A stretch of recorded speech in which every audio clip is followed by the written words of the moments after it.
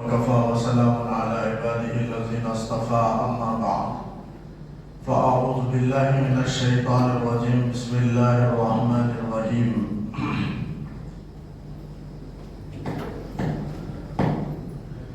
فانطلقا حتى إذا ركبا في السفينة خرقها قال أخرقتها لتغرق أهلها لقد جئت شيئا إمرا۔ سورہ کہف کے 10ویں رکوع کی آیت ہے۔ اس رکوع میں حضرت موسیٰ علیہ السلام اور حضرت خضر علیہ السلام ان دونوں کے سفر کے واقعے کو اللہ تعالیٰ نے بیان فرمایا۔ کل بات آئی تھی کہ حضرت موسیٰ علیہ السلام حضرت خضر علیہ السلام تک پہنچے۔ بعض روایتوں میں آتا ہے کہ چادر اوڑھے ہوئے تھے، بعض روایتوں میں آتا ہے نماز کی حالت میں تھے، اور جس جگہ ان کی عادت، ان کی خصوصیت تھی کہ جس جگہ وہ کھڑے ہو کر نماز پڑھتے اس کے اطراف میں سرسبز و شاداب ہو جاتی تھی زمین، ہریالیاں سبزیاں اگ جاتی تھی، اس لیے ان کا نام خضر پڑ گیا۔ جیسے قرآن میں بھی ہے کہ خضرا نخرج منہ حبا متراکبا، تو خضر بھی کہہ سکتے ہیں یا خضر جو مشہور ہے وہ بھی کہا جا سکتا ہے۔ فانطلقا، بس حضرت موسیٰ علیہ السلام نے اجازت چاہی حضرت خضر سے ساتھ رہنے کی، تو حضرت خضر علیہ السلام نے اجازت دے دی، تو حضرت موسیٰ علیہ السلام ساتھ ہو گئے، اس شرط پر کہ کوئی سوال نہیں کرنا، کچھ بھی نہیں پوچھنا۔ تو حضرت موسیٰ علیہ السلام اس وعدے کو اللہ کی مشیت کے ساتھ انشاءاللہ کہہ کر کے قبول کر لیا، اور آپ اب ساتھ چل رہے ہیں، ساحل سمندر کے پاس چل رہے ہیں۔ فانطلقا، وہ دونوں چلے، یعنی حضرت موسیٰ اور خضر علیہ السلام چلے، حتی اذا رکبا فی السفینہ، یہاں تک کہ جب کشتی میں سوار ہوئے، سمندر کے قریب پہنچے، کشتیاں جا رہی تھیں، ایک کشتی کے پاس پہنچے اور سوار ہونے کی اجازت چاہیے۔ ان کے پاس کچھ درہم دینار پیسے ان کے پاس موجود نہیں تھے۔ اب کشتی والوں سے کہا کہ ہم کو سوار کرو، کشتی والوں نے انکار کر دیا، اس لیے کہ ان کے پاس کوئی ساز و سامان نہیں تھا، اور اس زمانے میں مسافروں کے پاس کچھ نہ کچھ ساز و سامان ہوتا تھا، اور جس کے پاس ساز و سامان نہ ہو اس پر اندیشہ کرتے تھے، لوگ ڈرتے تھے کہ کہیں یہ چور نہ ہو، چوری کرنے کے لیے اندر نہ آئے، اس لیے لوگوں نے روکا۔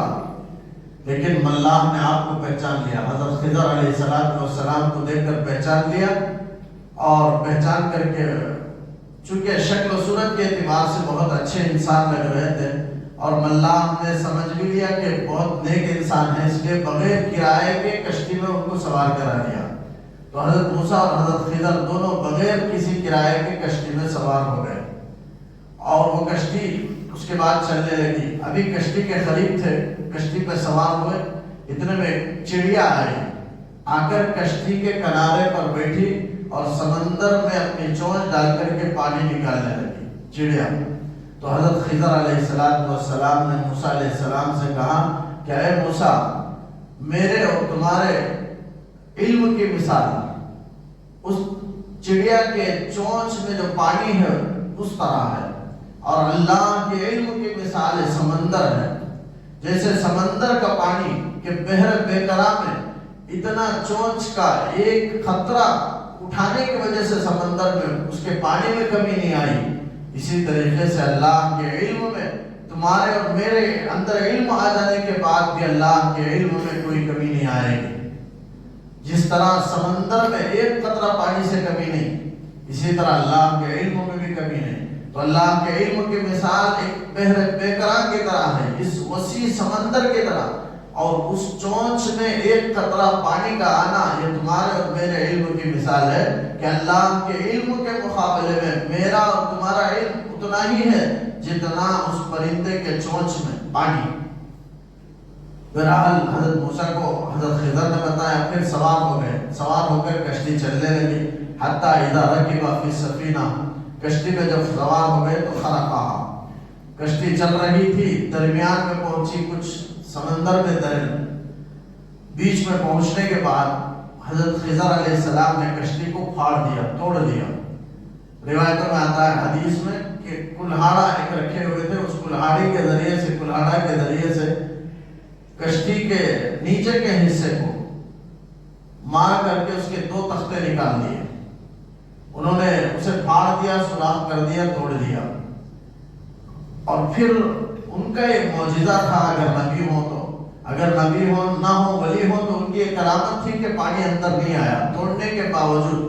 بعض نے لکھا ہے، بعض روایتوں سے معلوم ہوتا ہے کہ تختہ کی جگہ انہوں نے شیشہ رکھ دیا، جس کی وجہ سے پانی اندر نہیں آیا اور کشتی غرق نہیں ہوئی، اور قرآن میں ایسا معلوم بھی نہیں ہوتا کہ وہ کشتی غرق ہوئی، لہذا کشتی صحیح سالم چل رہی تھی۔ تو اس تختے کی جگہ میں شیشہ لگا دیا، ایک روایت میں وہ بھی آتا ہے، بعض روایتوں میں آتا ہے کہ کچھ نہیں تھا بلکہ پھاڑ دیا، اور ان کا ایک معجزہ اور ان کی کرامت تھی کہ پانی اندر نہیں آیا اور کشتی چل رہی تھی۔ اب یہ خضر علیہ السلام نے کیوں توڑا؟ اسے عیبدار بنا دیا، توڑ دیا۔ قال حضرت موسیٰ علیہ السلام نے کہا کہ اخرقتها، آپ نے تو کشتی توڑ دیا، لتغرق اہلها، تاکہ غرق کر دیا جائے کشتی والوں کو، یعنی آپ کشتی والوں کو ہلاک کرنا چاہتے ہیں، غرق کرنا چاہتے ہیں، ڈبانا چاہتے ہیں۔ آپ نے کیوں کشتی کو پھاڑ دیا، توڑ دیا؟ یہ حضرت موسیٰ علیہ السلام نے اعتراض کر لیا۔ ابھی وعدہ کیے تھے کہ اعتراض نہیں کروں گا، میں کچھ بھی سوال نہیں کروں گا، فلا تسألنی عن شیء، یہ وعدہ تھا، لیکن ان سے بھول ہو گئی، سہو نسیان ہو گیا، جس کی وجہ سے وہ پوچھ لیے خضر علیہ السلام سے، اور ان کی طبیعت گوارا بھی نہیں کری، جبکہ نبی ہیں، اور نبی کوئی امر منکر دیکھ کر خاموش رہ جائے، یہ نبی کے شان کے خلاف ہے اور فرض منصبی کے خلاف ہے۔ لہذا کوئی بھی عالم ہو، کوئی بھی متبع سنت و متبع شریعت ہو، دیندار انسان ہو، کوئی بھی واعظ ہو، خطیب ہو، ناصح ہو، اس کے لیے بات داعی ہو، مناسب نہیں ہے کہ کوئی امر منکر برائی ہوتا ہوا دیکھے اور خاموش رہ جائے، یہ مناسب نہیں ہے، بلکہ اس برائی کو روکنا چاہیے، حتی الامکان اپنی استطاعت کے مطابق برائی کو روکے۔ اگر برائی کو نہیں روکے گا تو پھر وہ اللہ تعالیٰ کے عذاب کو، اللہ کے غضب کو دعوت دینے والا ہوگا، وہ برائی دعوت دینے والی ہوگی۔ تو اس لیے حتی الامکان برائی کے رواج کو اس پاک اللہ کی زمین سے ختم کرے اور اللہ تعالیٰ کے احکامات کو، نیکیوں کو رواج دے۔ اسی لیے اللہ نے انسان کو خلیفہ بنا کر کے بھیجا کہ زمین میں برائیوں کو ختم کرے، نیکیوں کا رواج دے۔ تو جہاں کہیں بھی امر منکر ہو، اسے برائی ہو، اسے روکنا چاہیے اپنی استطاعت کے مطابق۔ اگر ہاتھ سے نہیں روک سکتا تو کم از کم زبردستی ہاتھ روک کر، اسے پکڑ کر نہیں روک سکتا تو زبان سے تو بول سکتا ہے، تو کم از کم زبان سے بولے، کم از کم دل سے برا چاہے، بہرحال کوئی نہ کوئی درجے سے اسے روکنا چاہیے امر منکر کو۔ تو یہاں پیغمبر ہیں، حضرت موسیٰ علیہ السلام ہیں، وہ اپنی شریعت کے خلاف، چونکہ یہ شریعت کے بھی خلاف کام ہے اور اخلاق کے بھی خلاف ہے یہ کام، اس طرح جو بغیر کشتی کے ہم کو سوار کر لیے، مزید احسان کرنے کے بجائے ان پر ان کے تختے کو پھاڑ دیا، توڑ دیا۔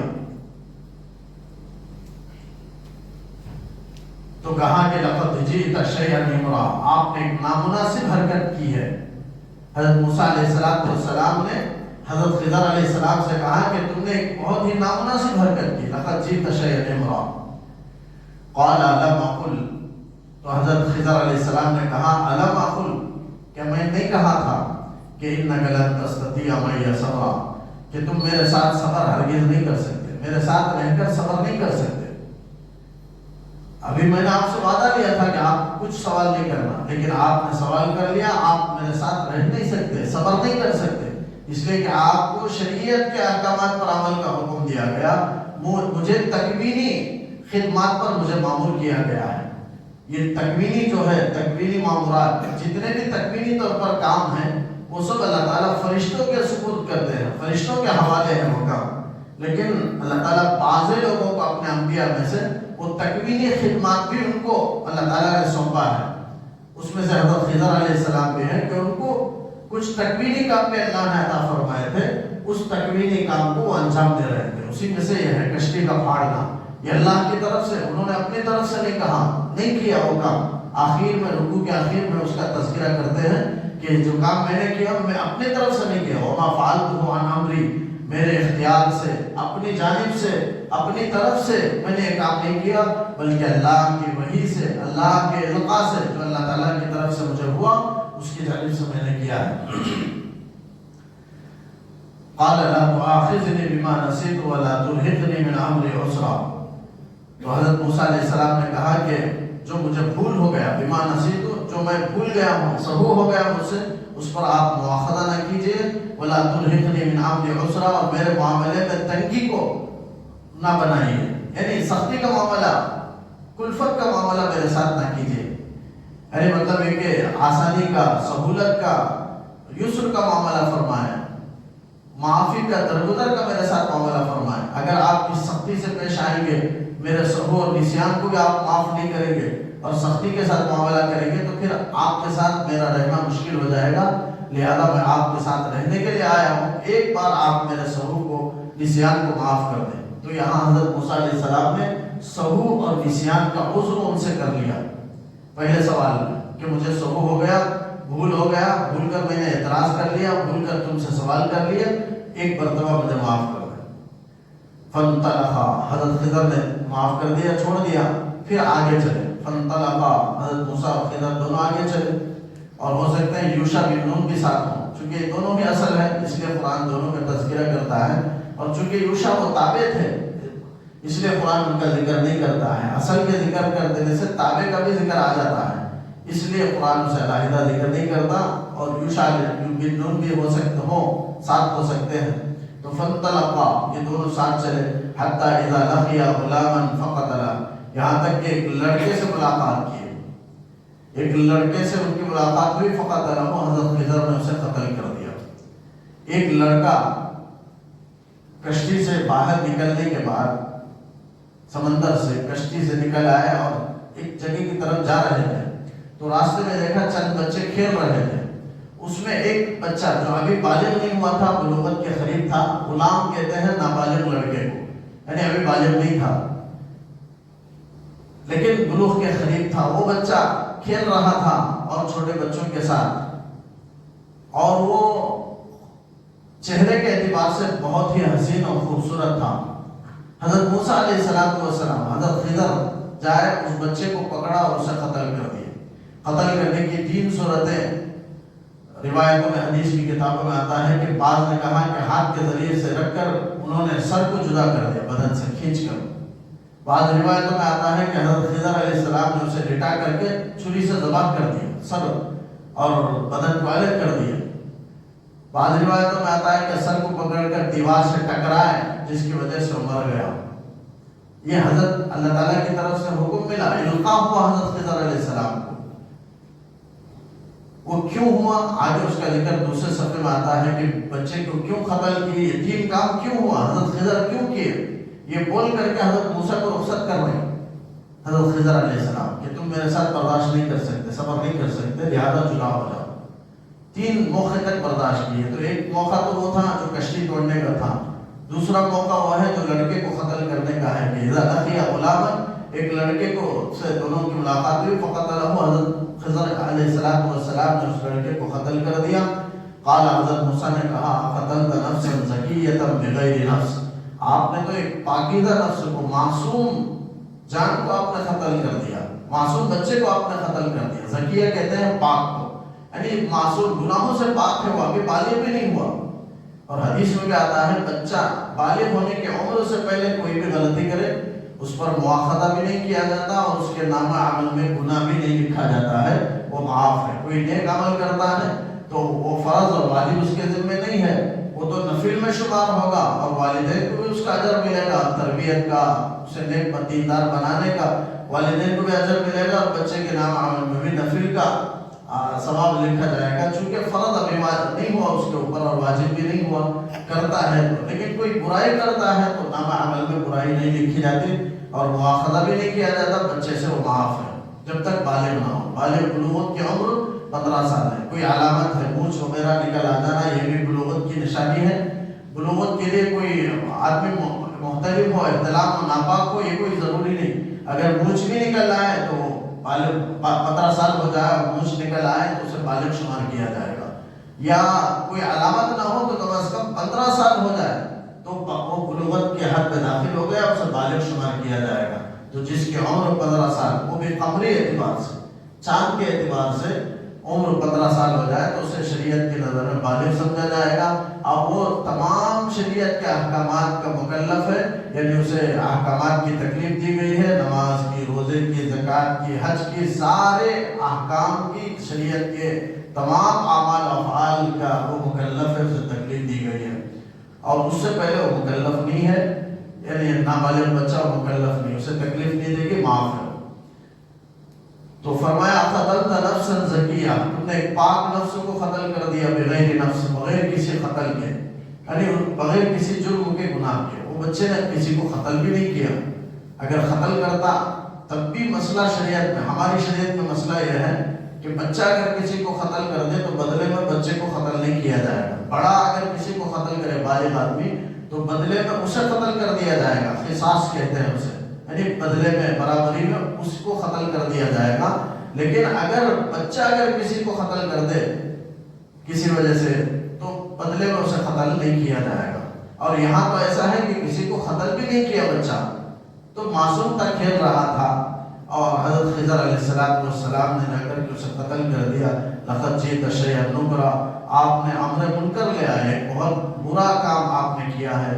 حضرت موسیٰ علیہ السلام نے اس طرح اعتراض کیا حضرت خضر علیہ السلام سے. تو پھر خضر نے فرمایا، یہ سولوں پارہ ہے، قال الم اقل لک، حضرت خضر نے فرمایا اقل لک، کیا میں الم اقل لک، کیا میں آپ سے پہلے نہیں کہا تھا کہ انک لن تستطیع معی صبرا، آپ میرے ساتھ صبر ہرگز نہیں کر سکتے، میرے ساتھ رہ نہیں سکتے، آپ تھوڑی دیر خاموش چل نہیں سکتے کچھ دیر. میرا 2 موقع ہوا، اس موقع پر سہو کا انہوں نے عذر نہیں کیا. سہو ایک ہی مرتبہ ہوگا، بار بار اگر سہو ہو تو پھر کون برداشت کرے گا. تو یہاں انہوں نے سہو کا اور نسیان کا عذر انہوں نے نہیں کیا، بلکہ کہا کہ قال ان سألتک عن شیء بعدها، حضرت موسیٰ علیہ السلام نے کہا کہ اگر میں اس کے بعد پوچھوں کسی چیز کے بارے میں، کچھ عن شیء، کچھ بعدها، اس کے بعد اگر میں سوال کروں گا تو فلا تصاحبنی، آئندہ آپ مجھے ساتھ نہ رکھیے. اب ایک مرتبہ میں ساتھ رہ جاتا ہوں، اب اگر اس کے بعد تیسری مرتبہ اگر میں پوچھوں گا تو آپ مجھے ساتھ نہ رکھیں. یعنی صاف صاف کہہ دیا، کوئی نسیان سہو کا عذر نہیں کیے. پہلی مرتبہ سہو ہو گیا، نسیان ہو گیا، اس کا تذکرہ کر دیے. دوسری مرتبہ عمدن انہوں نے سوال کیا تو حضرت خضر نے جب جدا کرنا چاہا تو حضرت موسیٰ علیہ السلام کہنے لگے کہ نہیں، میں آپ کے ساتھ رہنا چاہتا ہوں، اب اس کے بعد کچھ بھی نہیں پوچھوں گا. 2 مرتبہ پوچھ لیا ہوں، تیسری مرتبہ نہیں پوچھوں گا، اگر پوچھا تو آپ اس وقت مجھے جدا کر دیں. فلا تصاحبنی، آپ ساتھ مت رکھیے. قد بلغت من لدنی عذرا، میری جانب سے آپ عذر قبول کرنے میں حد کو، انتہا کو آپ پہنچ چکے ہیں، لہذا بہت عذر ہو چکا ہے، اب ایک مرتبہ آپ معاف کر دیں. تو فانطلقا، پھر اس کے بعد وہ دونوں چلے، حضرت موسیٰ اور خضر علیہ السلام دونوں چلے. حتی اذا اتیا اہل قریۃ، یہاں تک کہ قریے والوں کے پاس آیا. اب یہ قریے والوں سے کون قریے والے مراد ہیں؟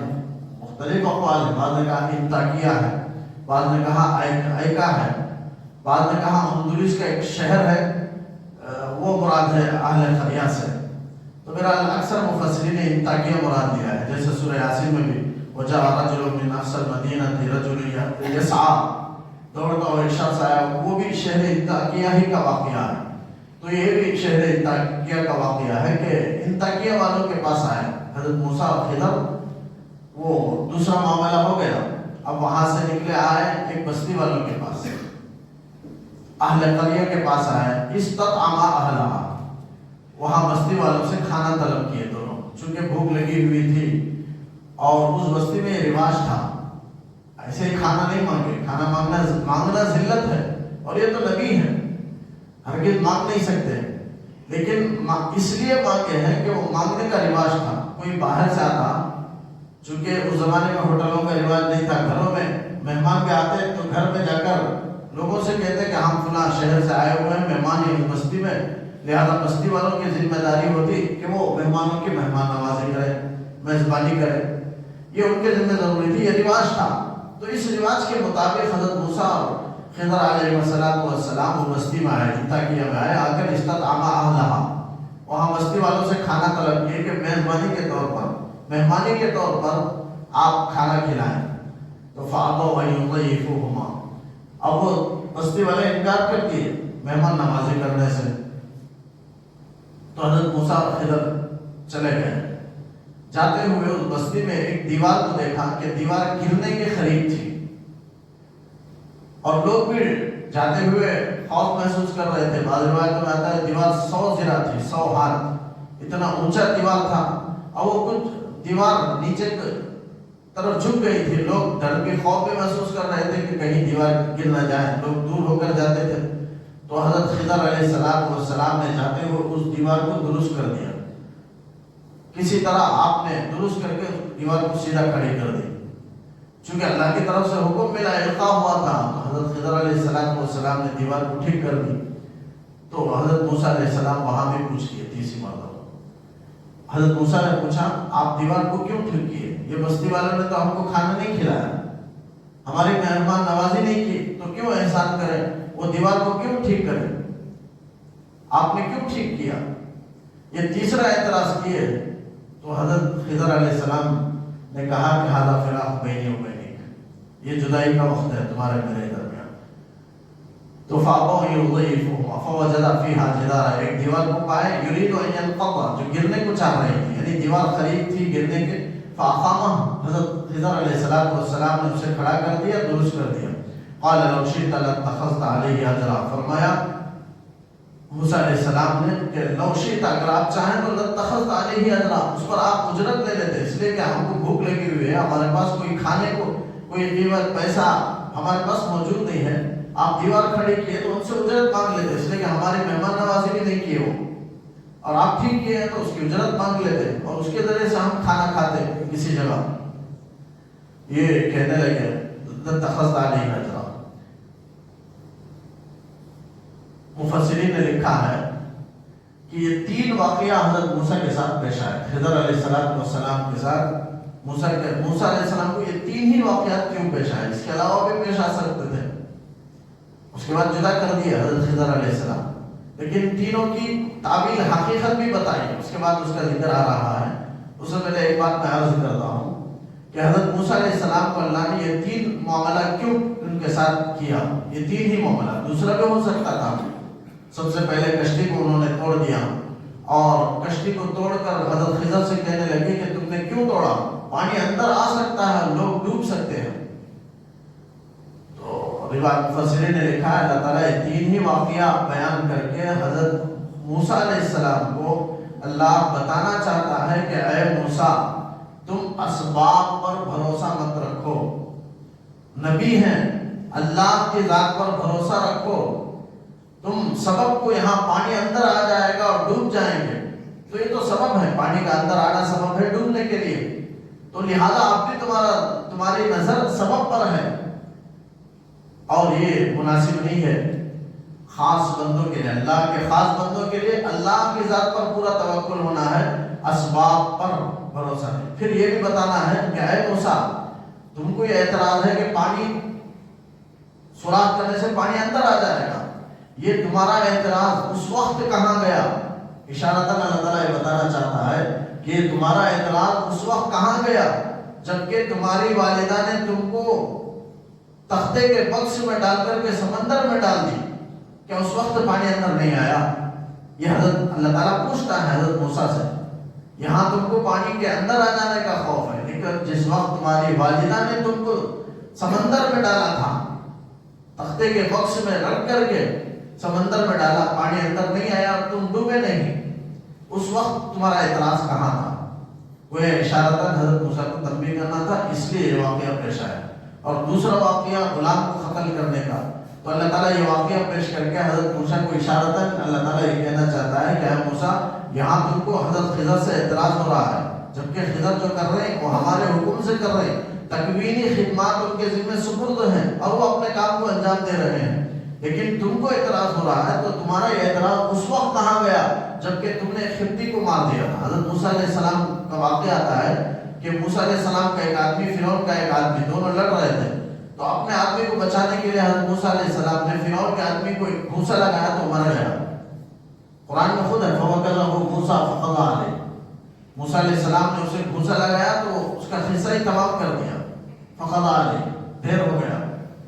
تو اب وہ اعتراض اس وقت کا تمہارا اعتراض ہو گیا، آج تم اعتراض کر رہے، یہ اعتراض اس وقت کہاں گیا جبکہ تم نے خطے کو قتل کر دیا تھا۔ وہ اشارہ ہے اس طرف۔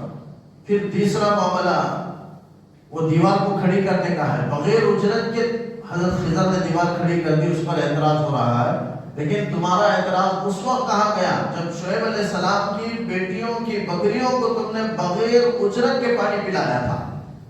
وہاں بھی تم کو کھانے کی ضرورت تھی، پیسے کی ضرورت تھی، لیکن تم نے ایک مرتبہ شعیب علیہ السلام جب قبطی کو مار دیے تو ڈر کر بادشاہ گرفت کر لے گا، آپ مدین کی طرف جانے لگے، شعیب علیہ السلام کی بستی کی طرف، اور جائے بستی کے قریب میں ایک گھاٹ تھا پانی کا، وہاں عورتیں آتی اپنے بکریوں کو لا کر پانی پلاتی اور خود مٹکے میں پانی لے کر جاتی۔ تو حضرت موسیٰ علیہ السلام، لوگ مرد حضرات بہت تھے، تو شعیب علیہ السلام کی بیٹیاں ایک کنارے پر کھڑی ہو گئی۔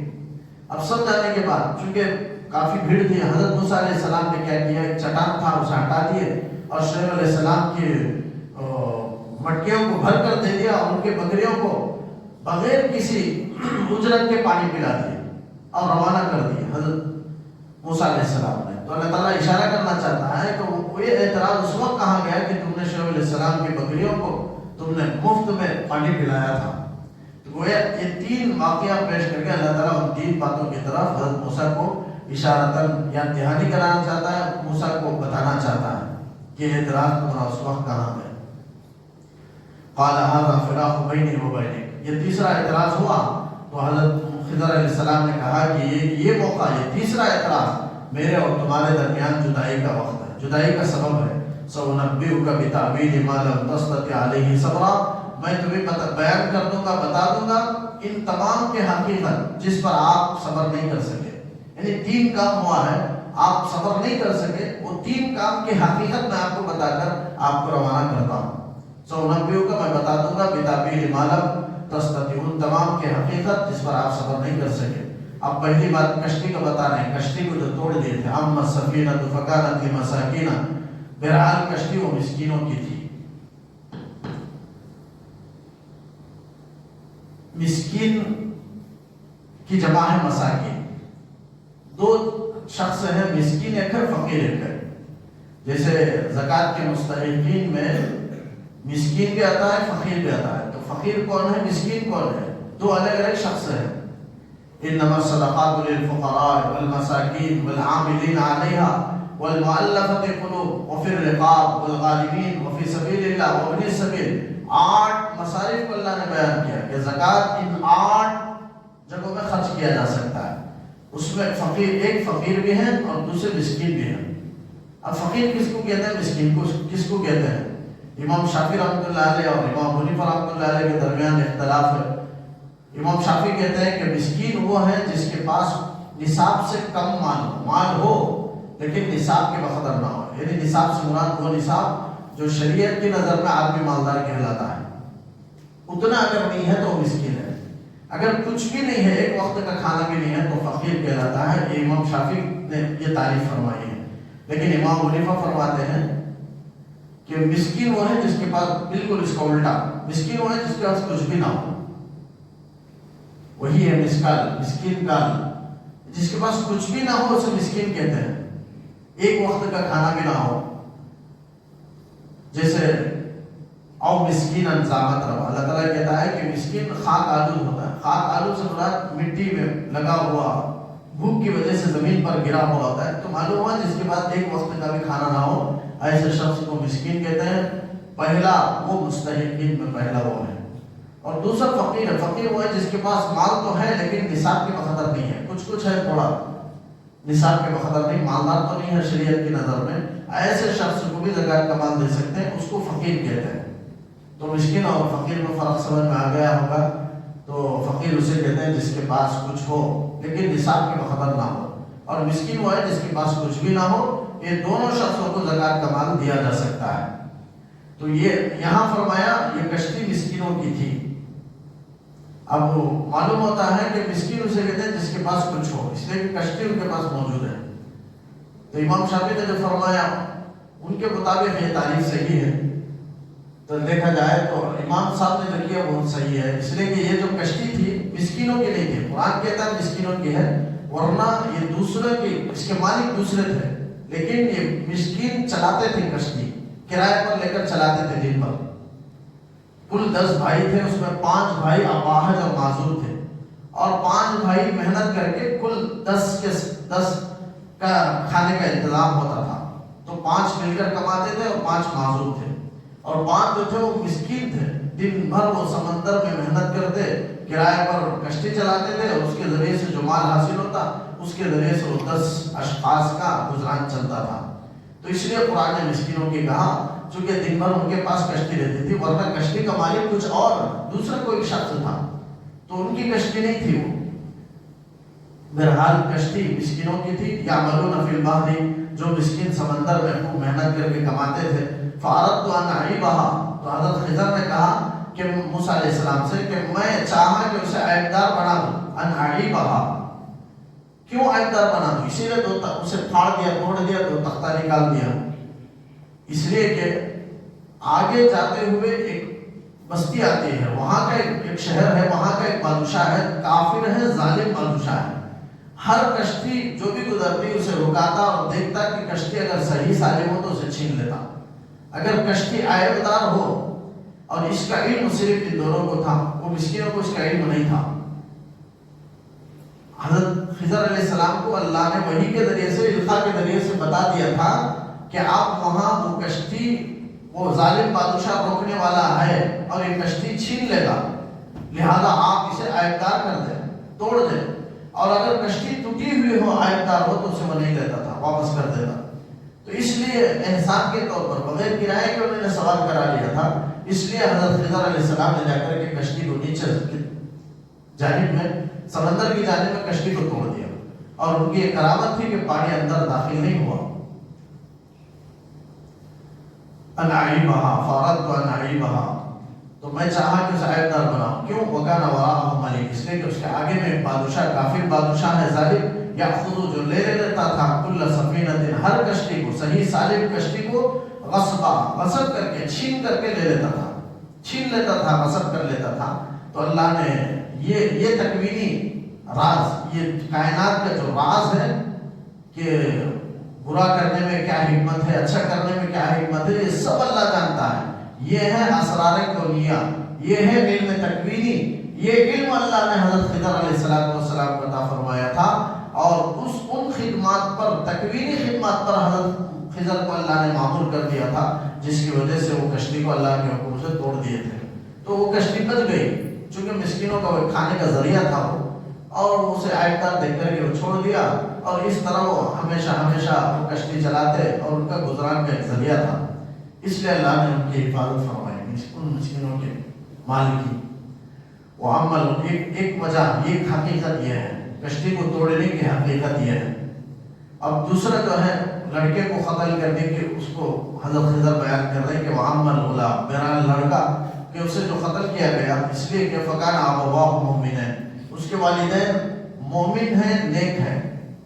فخشینا ان یرہقہما، ہم، حضرت خضر کہتے ہیں کہ ہم محسوس کیے، ہم ڈرے کہ یرہقہما، کہ یہ بچہ اپنے والدین کو نہ پھنسا دے، طغیان اور کفر، سرکشی اور کفر میں، سرکشی اور کفر میں غالب نہ کر دے، نہ پھنسا دے، اس لیے ہم نے بچے کو قتل کر دیا۔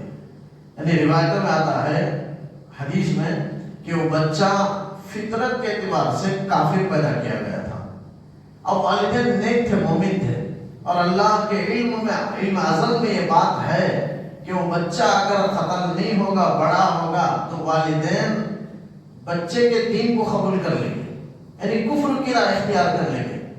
اور اللہ تعالیٰ اپنے بندوں پر مہربان ہے، اس لیے اللہ تعالیٰ نے ان کے والدین کی حفاظت کرنے کے لیے بچے کو بچپن ہی میں اللہ نے مار دیا، چونکہ اسے بڑا ہو کر کافر ہونا تھا، اس کی فطرت میں اللہ نے کفر کو رکھ دیا تھا، یہ اللہ کے علم میں تھا۔ تو اس لیے والدین کی حفاظت کے لیے حضرت خضر کو اللہ نے القاء فرمایا کہ بچے کو قتل کر دے تاکہ اللہ تعالیٰ اس بچے سے بہتر بچہ ان کو عطا کر دے. چونکہ چنانچہ روایتوں میں آتا ہے کہ اس بچے کے بدلے میں والدین کو اللہ نے ایک لڑکی عطا فرمائی. نیک لڑکی تھی, ان کی شادی ایک نبی سے ہوئی اور ان سے 2 نبی پیدا ہوئے. اس طرح ایک امت کو اللہ نے اسلام کی طرف لے آیا. تو اللہ تعالیٰ جانتا ہے کہ کس چیز میں کیا راز ہے. اسے اسرار کونیہ علم تکوینی کہتے ہیں. وہ علم حضرت خضر کو اللہ نے عطا فرمایا تھا. فرمایا فکانا وعمل غلام, لڑکا کہ اس کے والدین دونوں مومن تھے. فخشینا یرهقهما طغیانا وکفرا, تو فاردنا ان یبدلهما, تو ہم نے ارادہ کیا کہ اللہ تعالیٰ اس بچے کو بدل دے دوسرے بچے سے والدین کے لیے. ربهما, ہم دونوں کا رب, انہیں اللہ تعالیٰ بدل دے. خیرا منہ زکاتا, اس بچے سے بہتر بچہ صلاح و تقوی میں, ایمانداری میں. وَأَقْرَبَ رُحْمًا, اور محبت اور شفقت میں اس بچے سے بڑھ کر بچہ اللہ تعالیٰ عطا فرمائے. یعنی بچے سے محبت ہے لیکن اللہ تعالیٰ اس بچے کو ختم کر کے دوسرا بچہ اللہ ان کو دے جو محبت میں, والدین کی محبت میں اس سے بڑھ کر ہو. یہ حضرت خضر نے ارادہ کیا اور اللہ نے ان کے دل میں القاء کیا. یہاں وہ بچے کو حضرت خضر نے مار دیا. اس طرح اللہ نے والدین کے ایمان کی حفاظت فرمائی اور اس کے بدل میں بہترین لڑکے اللہ نے عطا فرمائی جو پوری امت کی اصلاح کا ذریعہ بنا. وعمل جدار, یہ 2 معاملہ ہوا. تیسرا معاملہ دیوار کھڑی کرنے کا ہے. اسے حضرت خضر بیان کرتے ہیں کہ وعمل جدار فکان لغلامین یتیمین فی المدینہ, کہ وہ جو دیوار ہے اس دیوار کے نیچے میں 2 یتیم بچوں کا مال دفن تھا, مدفون تھا. اب وہ دیوار اگر گر جائے گی تو بستی والے بڑے ناخرف تھے کہ اخلاق نہیں, کہ مہمانوں کی میزبانی, جبکہ حضرت موسیٰ علیہ السلام جیسے جلیل القدر پیغمبر کی انہوں نے قدر نہیں کی اور حضرت خضر علیہ السلام جیسے ولی کی. تو لہذا حضرت خضر نے سوچا, اللہ نے یہ سوچا کہ اس مال کی حفاظت کی جائے جو یتیموں کی ہے اور ان لوگوں کا ہاتھ نہ لگے, تاکہ اگر معلوم ہو جائے دیوار گر جائے تو لوگ سونا چاندی کا ایک بڑا ذخیرہ موجود تھا, اب یہ لے کر چلے جائیں گے. تو اس لیے اللہ نے ان یتیموں کے مال کی حفاظت کے لیے حضرت خضر کے دل میں القاء فرمایا, انہوں نے دیوار کھڑی کر دی. وعمل جدار فکان لغلامین یتیمین, 2 لڑکوں کی جو یتیم تھے فی المدینہ, شہر میں. وکان تحتہ کنز لہما, اور دیوار کے نیچے ان دونوں کا خزانہ تھا. یعنی وہ باپ کی وراثت کے طور پر ان کو ملا تھا, بچوں کو ملنا تھا, یتیم بچوں کو. اور وکان ابوہما صالحا, اور ان کا جو باپ تھا وہ نیک تھا. یعنی وجہ اللہ نے یہاں یہ بیان فرمائی کہ 2 یتیم لڑکوں کے مال کو اللہ نے اس لیے حفاظت فرمایا کہ ان کا باپ نیک تھا. تو اگر ماں باپ نیک ہوں تو نیکی کا اثر بہت دور تک نسلوں میں ہوتا ہے. اس لیے ہمیشہ نیکی کو انجام دیتے رہنا چاہیے. خاص کر والدین اگر اپنے اولاد رکھتے ہیں تو ان کو ڈرنا چاہیے اور ہمیشہ غلط حرکتوں سے بچتے ہوئے اچھے کام کو انجام دے, اچھے نیک اعمال کو, بڑے بڑے کام کو انجام دے تاکہ اس کا اثر نسلوں تک رہے. اللہ کا وعدہ ہے, یہاں اللہ تعالیٰ نے کہا کہ ان کے والدین نیک تھے, اس لیے اللہ نے ان کے مال کی حفاظت فرمائی. ان کے نیک باپ کے سونے چاندی کی, مال و جائیداد کی اللہ نے حفاظت کی, اور حفاظت کر کے یتیم بچے جب بالغ ہو گئے تو اللہ نے اس عمر تک حفاظت فرمائی. تو محدثین لکھتے ہیں, مفسرین اس کے تحت میں, کہ والدین اگر نیک ہوں کوئی بھی تو اس کا اثر 7 نسل تک ہو سکتا ہے. یہاں والد سے مراد والد نہیں, حقیقتاً والد نہیں, بلکہ 7واں دادا جو یتیم لڑکے تھے ان کے 7ویں دادا, 7ویں پشت کے دادا وہ نیک تھے. تو ان کی نیکی کا اثر یہ ہوا کہ اللہ نے 7ویں نسل میں جو بیٹا ہوا وہاں تک ان لوگوں کے لیے اللہ نے مال کی حفاظت فرمائی. تو اللہ 7 پشت تک نیکی کی وجہ سے نسلوں کی حفاظت کرتے ہیں, اور نسلوں کے مال کی جائیداد کی اللہ حفاظت کرتے ہیں. وَكَانَ أَبُوهُمَا صَالِحًا فَأَرَادَ رَبُّكَ أَن يَبْلُغَا أَشُدَّهُمَا, تو تیرے رب نے ارادہ کیا کہ مال کی حفاظت کریں ان دونوں کے جوانی کے عمر کو پہنچنے تک, کہ وہ 2 یتیم بچے جوانی کے عمر کو, اپنے کمال طاقت کو پہنچ جائیں, اور وَيَسْتَخْرِجَ كَنْزَهُمَا, اپنے دونوں خزانوں کو نکال لیں. اس طرح اللہ نے یتیم بچوں کے مال کی حفاظت کے لیے حضرت خضر کے دل میں القاء فرمایا، انہوں نے دیوار کو درست کر دیا جس کی وجہ سے مال محفوظ رہا۔ یہ سب رحمت من ربک، تمہارے رب کی طرف سے مہربانی ہے، رحمت ہے یتیم بچوں پر۔ تو اللہ کے بندوں پر اللہ تعالیٰ کی رحمت مہربانیاں ہوتی ہیں، اسی کا انجام سب سے بہتر ہے۔ اللہ اپنے بندوں کے انجام کو بہتر کرنے والا ہے، اپنے بندوں کے انجام کو درست جاننے والا ہے، جس طرح اور درست کرنے والا ہے۔ بندے نہیں جانتے، بندے بعض وقت میں ایک چیز کو چاہتا ہے اور بعض وقت میں ایک چیز کو ناپسند کرتا ہے، حالانکہ اس کے حق میں بہتر ہوتا ہے۔ ایک چیز کو چاہتا ہے حالانکہ اس کے حق میں وہ بہتر نہیں ہوتا ہے۔ تو یہ انجام کے اعتبار سے اللہ جانتا ہے اور اللہ اپنے بندوں کے لیے انجام کو بہتر بنانے والا ہے۔ تو حضرت خضر نے فرمایا آخر میں کہ وما فعلته عن امری، میں نے جو کچھ کیا ہے یہ میرے اپنے اختیار سے، اپنی جانب سے میں نے اس کو نہیں کیا۔ وما فعلته، میں نے اس کو نہیں کیا اپنی طرف سے، بلکہ اللہ کے حکم سے اور اس کی وحی سے اور اس کے دل میں القاء کرنے سے میں نے کیا ہے۔ ذالک تعویل ما لم تستطع علیہ صبرا، یہی ان 3 چیزوں کی، میرے ان 3 اعمال کی حقیقت ہے جس پر آپ صبر نہیں کر سکے۔ یہاں تک رکوع کا اختتام ہے۔ اس کے بعد حضرت ذوالقرنین کے واقعے کو، جو دوسرا سوال کفار نے آپ صلی اللہ علیہ وسلم سے تیسرا سوال کیا تھا ذوالقرنین کے بارے میں، اس کا آگے اللہ نے تذکرہ کیا۔ اس سے پہلے اصحاب کہف کے واقعے کو بیان کیا اور درمیان میں حضرت موسیٰ اور خضر علیہ السلام کے واقعے کو اللہ نے بیان کر کے حضرت موسیٰ کو بہت سی چیزوں کی تاکید بھی تھی اور امت کے لیے بھی بہت سارے اسباق دینا تھا، اس لیے اللہ نے ہم دونوں کے واقعے کو بیان کیا کہ کامل توکل آدمی کو ہر چھوٹے اور بڑے معاملے میں، سب چیزوں میں اللہ کی ذات پر ہونا چاہیے، اور دنیا کے اسباب پر آدمی رکھے لیکن اس سے زیادہ توکل آدمی اللہ کی ذات پر رکھے۔ یہ بھی اس واقعے سے اور اس تمام واقعات سے یہ سبق حاصل ہوا، کوئی بھی امر منکر آدمی دیکھے اسے روکنے کی کوشش کرے۔ حدیث میں آتا ہے من رعا منکم منکرا، تم میں سے کوئی بھی برائی کو ہوتا ہوا دیکھے فلیغیرہ بیدہ، اگر ہاتھ سے روکنے کی طاقت ہے تو جا کر ہاتھ سے اسے پکڑ کر کے روک دے۔ فإن لم يستطع، اگر ہاتھ سے روکنے کی استطاعت نہیں ہے تو فبلسانہ، زبان سے بول کر کے، کہ اسے بولے زبان سے تاکہ وہ غلطی سے رک جائے۔